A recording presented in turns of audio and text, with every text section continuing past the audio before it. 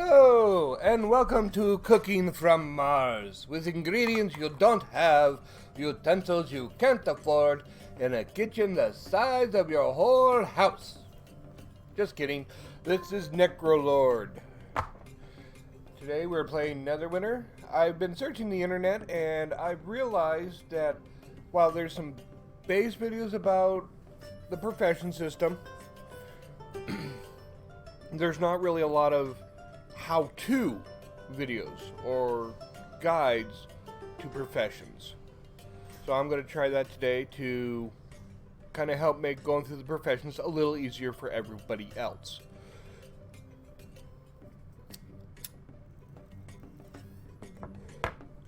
Now, when starting in professions, you've got all your different skills. You've got alchemy, armor smithing, artificing, blacksmithing, jewel crafting, leatherworking, and tailoring. Which is great. You level them up to do major things. But the system has a major bottleneck in it, really. It's not a bad one, but over here you have your what's called the adventurers. These are the people that gather the materials for you to do your crafting. Now, yes, you can buy these materials on the trade market, but if you're like me and you want to save some money and stuff like that, the best thing to do is go through your applications, and I try to find adventurers that have negative commission modifier and plus speed modifier. Like here's an adventurer, 0% commission, but it's a 50%, and the speed modifier is negative 50, which means it takes longer. We don't want that.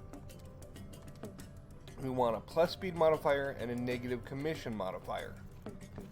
So, now, in order to get your adventurers up, to keep them in pace with the others, which kind of have a cheat system because you can use the morale to level them up really fast, the adventurers do not.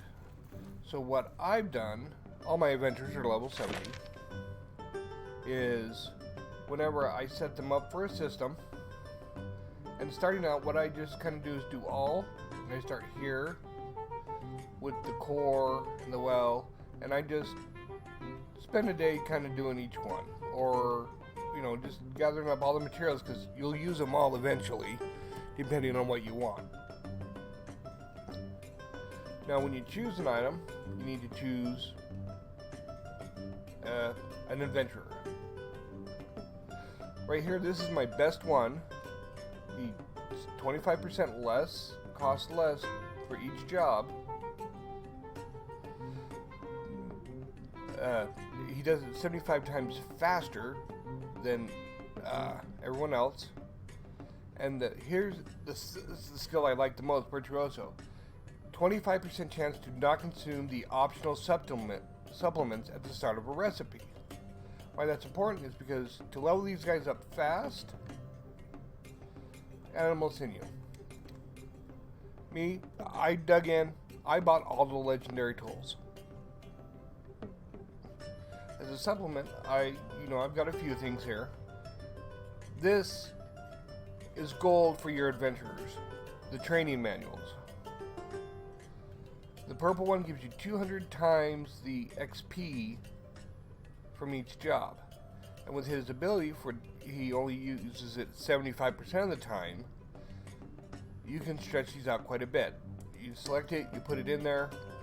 That way, every time he does a job, he gains 200% of the XP.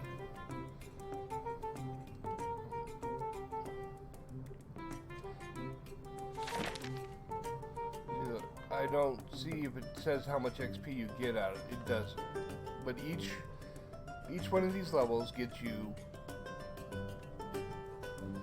XP. The best thing to do is when trying to get the adventurer up as fast is I always do the one that with my current gear and my current adventurer, current tool, I try to get as close to 100% proficiency as possible. And then I work and I try to do whichever one gives me 100% on up the tool. Now the main reason you want adventuring at 100%, and this is for you guys in guilds, is down here at in the all task. If you go down to 61 or 70, and you go all the way to the bottom, it'll let you harvest creative astral diamonds to turn into your guild.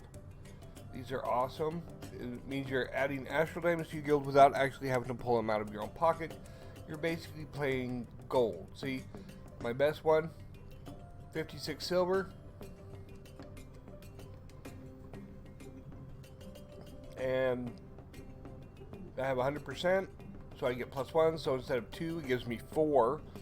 So every 2 hours I generate 4 crates of astral diamonds, which is 4 points for the guild hall. Also, you can also get the materials from this gold sand to make chests of gold through, I believe it's the alchemy profession. It takes a while to do, but that saves you from having to put in gold into the guild. That lets you save your gold for crafting, and your guild hall still gains a lot of gold. That in itself is pretty much the adventurer profession in a nutshell. Always make sure this is clear. Make sure your gold's on hand to keep them going. And use the training manuals. That is the quickest way to upgrade the adventurer's profession. Now I'm going to be doing one of these walkthroughs for each one of the professions and kind of go over their pluses and minuses to help you guys. If you have any questions or comments, please leave them below. Hit the like video, subscribe. I'm going to try to do a lot more Neverwinter stuff, how-tos, to help you guys through the new setup. So, like I said, and I've made sure a lot of my artisans have that negative commission and positive speed modifiers. So, I'm working on those. Will actually help you later on when you're trying to do the master workings professions. So, anyway, thank you for joining me. Hopefully we'll see you again soon. And I'm out.